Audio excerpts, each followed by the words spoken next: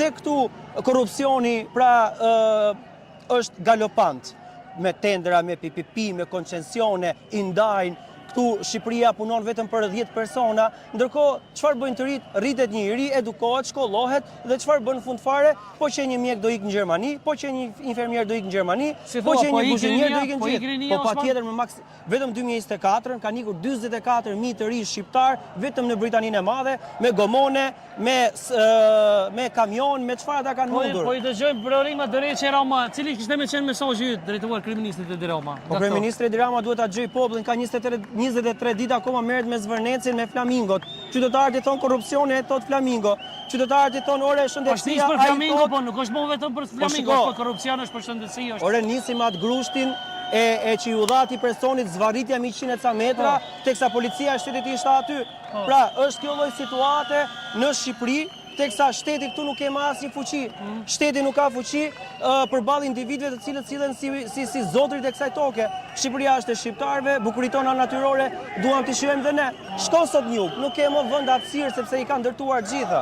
Prandaj them që është e rëndësishme që qytetarët të protestojnë. Edhe pastaj kjo çështja tjetër kanë ardhur nga Tetova, kanë ardhur nga Kosova, kanë ardhur nuk e di se çfarë. Jem shqiptar o burr, jem në gjak. Po kjo është ndarja më e ndyrë që i kanë bërë njerëzve. Faleminderit. Pra është ndarja më e ndyrë që i kanë bërë njerëzve në Shqipëri. Ne jemi gjithë shqiptar, të gjithë bashkë. E vërtet. Faleminderit shumë Osman. Faleminderit shumë respekte, ishte kënaqësi. Faleminderit për mua. Faleminderit shumë. Respekt, faleminderit. Për ty. Faleminderit atë shikues, faleminderit. I lëm me povje. Shumë e bukur. Faleminderit shumë. Respekt, faleminderit shumë. Na bëj tak. Të shkruaj.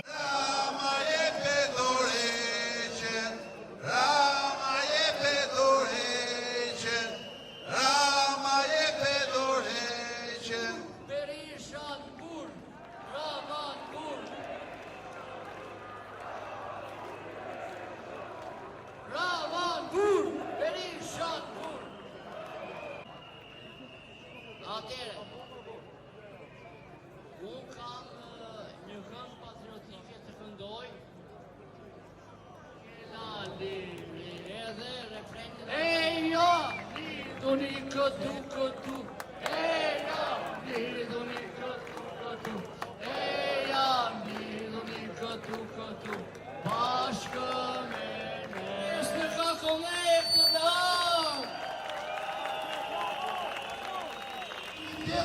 Që të punojnë në vendin tonë, dhe të jetojnë në... Shikues të nderuar, ja ku jemi edhe me një mik të emisionit tema dhe mikun e gjithë shqiptarëve Dritan Goxhoi. Ish ushtori i shqiptarëve të Kosovës. Faleminderit shumë që pranove intervistën për herë dytë. Faleminderit shumë. Edhe që je pjesëmarrës edhe aktiv non-stop në protesta, po të përcjelli vazhdimisht, edhe të përcjellin gjallë nga Kosova. Cili është mesazhi juve drejtuar kryeministit Edi Rama? Është mesazhi i gjithë protestës. Dorëheqje. Pra, një kryeminist ka obligim të dëgjojë zërin e qytetarëve. Zëri i qytetarëve nuk matet me numra. Detyra e kryeministit është të dëgjojë edhe zërin e një qytetari, edhe zërin e 100, 1000, 10.000, 100.000 qytetarëve.